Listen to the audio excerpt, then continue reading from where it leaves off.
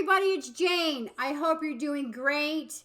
I challenged myself to buy one stamp set and to see how many cards I could make, and I did not even scratch the surface with this Simon Says Stamp Holiday Greeting Mix stamp set. It is absolutely amazing. I used quite a bit of Brutus Monroe embossing powder, and I just tried to layer everything up. I made my own backgrounds, and I used a lot of foil and shiny stuff because it is Christmas. So let's get to it. This is the Hero Arts Delicate Snowflake background stamp. I use that. The Simon Says Stamp Winter Floral Mix, which I just think is amazing. You can color that with watercolor too. The Simon Says Stamp Leaves and Berries, which actually matches what's in this Simon Says Stamp Holiday Greening Mix 1. Some great sentiments in this stamp set. And this Mary right here, those leaves and berries actually match that background stamp. So that made it very fun. I was able to be a little more creative than I normally would be. I love Brutus Monroe embossing powders, including all of those colors, sterling, gilded, and alabaster. I did not use the clear in this particular video. So the first thing I'm going to do is get my Misty. I love my Misty because I'm able to do multiple stamping. And I am showing you what I forgot to do. I forgot to take my mouse pad out. And I laminated my Misty sheet so I can just wash them off and not constantly having to be throwing them away. And that one needs replaced. I am putting my background stamp in the lower right-hand corner of my Misty. And because I've got some embossing powder floating around, it's having a difficult time sticking. And then this is how I center my, my cards. I put a strip of temporary tape on the back of the cardstock. This is Nina 110 pound. And you can't see it. There it is. And I'm showing you that. And I'm centering it on the background stamp before I stamp. Then I'm going to turn the bottom of the Misty over, grab that, and turn it over. And there you have my cardstock is centered. I am going to use my embossing bag on all of my embossing. Get a really good coating on there, which is why I always have so much residue embossing powder. Using my Versamark this is a clear sticky ink, so that when you put your embossing powder on there, it sticks on there. And I am going to double and triple stamp almost everything here. And I'm going to get my microfiber cloth and just give it a nice rub in both directions, because sometimes background stamps are a little more difficult to get the ink to adhere. And here I am stamping it a second time to make sure that I get a really even coverage. And again, using the microfiber cloth really makes a difference. This is the Brutus Monroe Sterling Alabaster, Sterling embossing powder. And I'm having trouble with words today for some reason. And I'm going to give this a really good coating, hold the edges lightly so I don't get my fingers in the embossing powder. And I'm going to get my Wagner heating tool really good and hot and take this to the cardstock. But what I like to do is assembly line. And so I'm going to stamp and emboss all of my backgrounds, and then I'm going to emboss them or heat them all at the same time. So this is that Simon Says Stamp background that I showed you earlier. And I have two different cardstocks here, which I will link down below. Doing the same process that I did before with the temporary tape, the embossing bag, inking this up a couple of times, making sure I get a really good coverage. And then I'm going to use the Brutus Monroe Alabaster embossing powder on this particular one and set it aside, and I will heat them all up at the same time. This is that Simon Says Stamp Leaves and Berries. I'm going to do the exact same thing that I did with everything else. And this one was really dirty, so I thought I should get my Lawn Fawn stamp chamois out and get that cleaned up. So I did the exact same thing here. I did the the Versamark embossing ink, and this is the Brutus Monroe gilded embossing powder on that Simon Says stamp, Leaves and Berries. And I'm going to do another one, cleaning it off with my Lawn Fawn chamois, which I do love. It's just absolutely amazing. It cleans your stamps so well. And this time, though, rather than embossing, I'm going to use the Gina KRAFT ink. I do love Gina K inks. They just have great coverage, and they're not splotchy. I just really love them. Doing the exact same thing, but I'm putting my embossing bag on there, and I realize that, I'm not embossing right now. I don't need to do that. I'm going to give this stamp this 2 and 3 different times, because for some reason I wasn't getting very even coverage. You can see there, and I wanted to make sure that I had really good even coverage. And again, that is just the beauty of the MISTI. Life before the MISTI was a little bit more difficult when it came to making cards. So here I am. I think this is going to give it a 3rd time around, and then I got really good even coverage on that. I am now taking that same stamp set, and I'm going to stamp it with this Hero Arts white ink.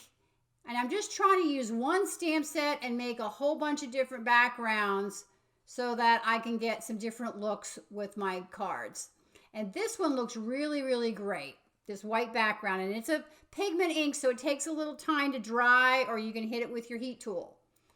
So now that I have all of my backgrounds ready and with the embossing powder on them, I just love to watch it melt. I'm hitting it with my really hot Wagner heat tool, and I'm going to I'm going to heat up every single one of those backgrounds while I use embossing ink, and I'm also going to heat up that background with the white ink as well. So here they are. There's the KRAFT, and then there's the gold. You can see the difference. This is the alabaster, and the silver, and then another one with the white alabaster. So let's make some cards. Sorry about the hair. My sister calls it guinea pig hair. So I am putting my cardstock in the lower left-hand corner of my MISTI. I do have a little piece of tape on the back there. I have lined up the Mary stamp set, and you will see that when I stamp it. The top says, Have a Merry in Christmas. And I'm going to heat emboss this, so I'm using my embossing bag as well, and I'm using my Versamark ink here. And I think my ink pad's getting a little dry. Using that gilded embossing powder again, and it says, Wishing you a Merry Christmas, as you can see. And I'm going to set that all aside and hit that with my heat tool. I will then trim this down. I had a little bit of boo-boo on there, so that mono sand eraser really makes a difference on getting rid of boo-boos. Oh, sorry, I'm not trimming it yet. I'm going to color my leaves with the Copic markers that you see here, and I'm just really lightly touching it with the tip of my marker. I'm hardly giving it any pressure whatsoever, because I do not want that color to go outside the gold embossing. I like to do a bunch at a time, then come back. I'm not really trying to get a really great blend here. It's really more in coloring the leaves. And you can see, and I kind of do it at assembly line style. I do a group of leaves, and then I go back and do the darker, and then I do the lighter part again, until I color all the leaves. And that is what I will do with every single leaf on this card. Very, very simple coloring, which is very easy to do. I trim this down, as you can see, pretty close to everything, and I just wanted to highlight what it was. And then I'm going to take these are old rhinestones I had, I think from Stampin' Up. And I have a bunch of them, so what I like to do is take Sharpies and color them. And then these are the ones that are, sometimes you get them and they're all stuck together with like little thread of glue. So what I like to do is go and cut through that little thread, and then I take my pokey tool. This is an old Stampin' Up one, but Tim Holtz has a great one that I'll link below. And I just pick it up because there's glue on the back already, and I'm just putting these red rhinestones that I colored with the Sharpie on every single berry. And look at the difference that makes on the color and the vibrancy of that particular sentiment. I just love it. Again, Nina, 110-pound cardstock, folding it with my bone folder, which I absolutely adore. I did score it off camera. That red cardstock, this is the background that I had made. I'll show you in just a second. I'm using I love this tape runner, and I will link that for you below as well. And this is the one I stamped with the white Hero Arts white ink. And I'm going to pop that sentiment up on some foam. And I just kind of hold it in place like, I'll show you what I do. Sometimes I score, I cut it with my trimmer, but most times I just cut it with scissors like this. And I like to use liquid glue because it gives me some time to move it around and make sure that I didn't, make sure I have a chance to center my sentiment on my card. So this is one of my favorite. This Nouveau adhesive is one of my favorites. It comes out really small, thin ribbons of glue, and it hardly ever clogs up. I have a lot of trouble with glue clogging up, even though I put the cap on right away. So this one does not do that. So it is absolutely one of my favorites. I like to put big clear acrylic blocks or a phone or whatever you have handy on top so it can dry. And I'll set that aside while I work on my next card. This KRAFT cardstock is from my favorite things. I will link it below as well. And I'm doing the same sentiment, but this time I'm using the Brutus Monroe Gilded. And as you can see here, I did not get the top of that stamped. So what I did was I put it back in my MISTI. I stamped it again with my Versamark ink.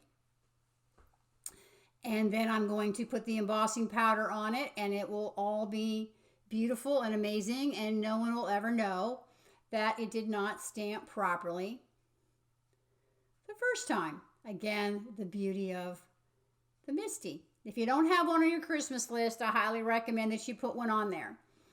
Did the same coloring on the leaves with this one as I did with the other one. And it's really hard to see it on the camera here. I'll try to catch it in a minute for you so you can see the gold embossing on there. This is that same background. And I just trimmed everything. I cut 1/8 of an inch off of every single one. So just a little tiny bit of the background shows through of the card. The card.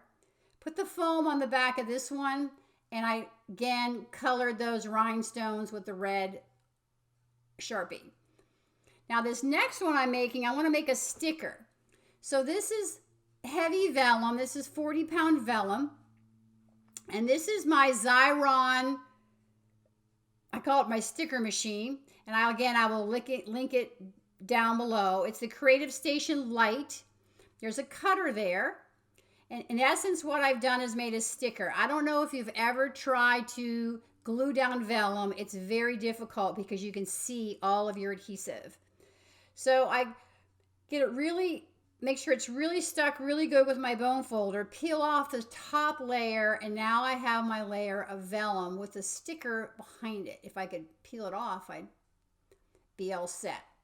I'm going to trim this down so it's the side, because it's kind of sticky on the edges, because that's where the sticker is. So I'm going to trim this down. And the reason I'm doing this is I want to emboss this, and I have found that if I emboss it first, then make a sticker, it tends to mush the embossing powder. So I make my sticker first, and then I'm doing my Versamark, and I'm going to use my gold embossing powder again.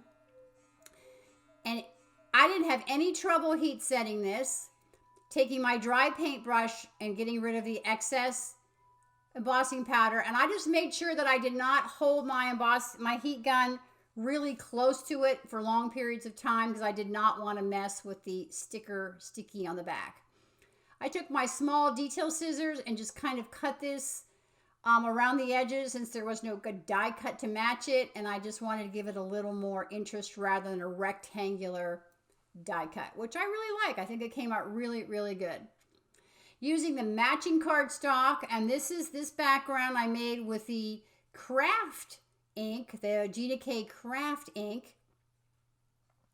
And what I wanted to do here, because I thought it was a little boring, it kind of got lost on that KRAFT card. So I'm taking my Versamark ink and I'm just rubbing it along the edges of my background, as you can see right here. I'm not being really careful. I'm not really paying much attention to it. I'm just kind of making sure all the edges are really covered. And then I'm going to take my gilded embossing powder and I'm just going to pour it on all the edges. And some edges are going to be thick and some edges are going to be thin. And I'm going to take that dry paintbrush that I have sitting there and I'm going to wipe off the edges that I don't like.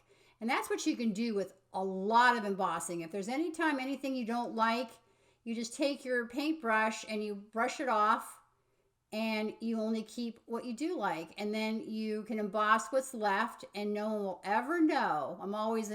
I love it when no one will ever know that that's what you did. They think you're a genius because they think you can just get everything just perfect at the beginning.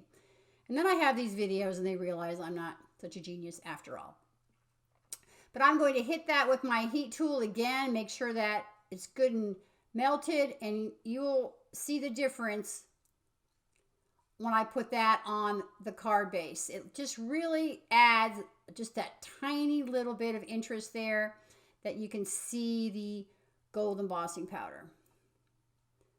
And for whatever reason, I decided this should be in real time, that you guys needed to see this all melting for whatever reasons. Who knows? But it comes out really, really great. There you go. So I'm using craft foam on there, on the back of there, because I did not want to put foam underneath my sticker. And do you see the difference there? Can you see the little bit of gold there? Wish I had a before and after. Maybe next time. So I'm going to peel this off, and I've had a difficult time peeling it off. So you just got to find your edges there. And I made a sticker out of vellum. And I just love my Creative Station Lite. It is so, so amazing. I'm making lots of stickers this year. Centering that on my card, giving it a good rub down, make sure it's adhered very, very well. And there's another card. Now, Honeybee has these really cool rhinestones. This is the raw honey one.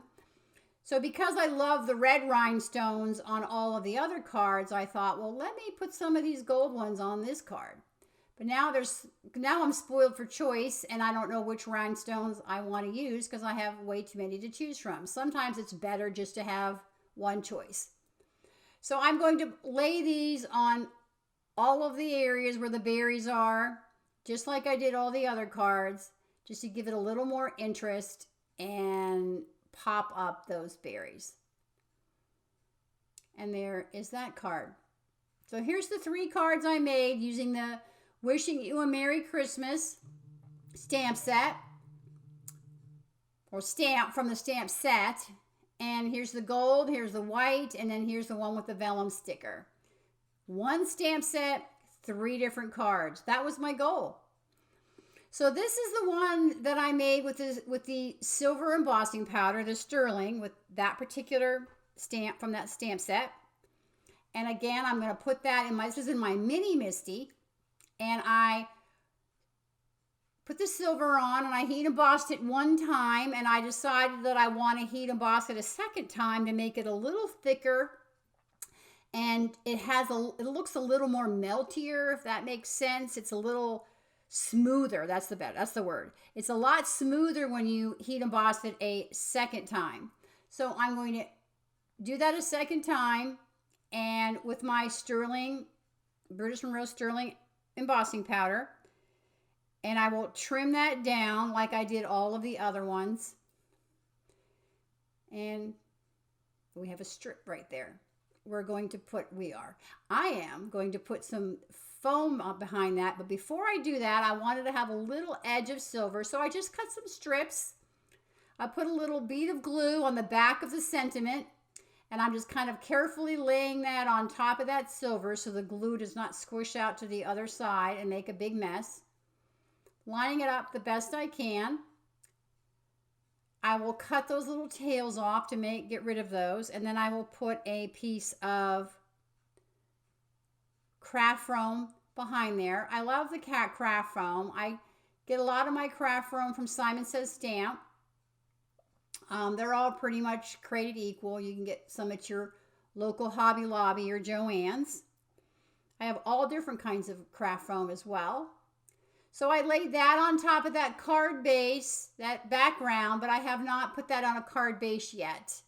And then I'm adding some of the plain rhinestones because everything else has rhinestones. I felt that this one should have some rhinestones as well. So now I've got my Creative Station light out again. I'm making another sticker, and I'm gonna, that's the blade. You can see where it comes out, where to cut it. And you can put 5-inch sticker tape in there or 3-inch sticker tape in there. So if you're making some little ones, you can do that as well, which I love as well. So again, I'm going to cut off those extra edges that are sticky because I don't want them sticking to my MISTI or my die cut machine or anything. Embossing this with the alabaster embossing powder. Keeping it moving because I don't want to ruin the sticker that's behind. And there we have our components getting ready to make the next part of this card with my card base. And then I'm going to put that on top of that. And I do love this tape runner. And again, so they're 4 1/4 by 5 1/2-inch cards. So that is cut to 4 1/8 and 5 3/8. I made a sticker and I'm going to put that on some red cardstock just to make it pop because there's a lot going on that background. And I just kind of try to get the edges even. And then I cut the rest with my either scissors or my trimmer. Just depends on my mood. I do it all the time, different all the time. Putting that on my card base again. And here we have some little white, they're not gems, they're sticky circles that are white from my stash. And I'm sorry, I do not know who made them. And I'm just putting 3 as a cluster in the middle of 3 of the flowers of that background. And here we have 2 cards, same stamp set, different backgrounds, and look how different they look. I have to say, I really, really, really enjoyed making these cards. This is a bonus card. I just wanted to show you that I use vellum as the card base, and I put some white inside so you had a place to write your sentiment. So here are the cards again, and I really appreciate you stopping by, and I hope you like them. I also have more detailed information on my blog post if you want to head on over to positivelykjane.net. And thank you so much and enjoy it all. Bye now.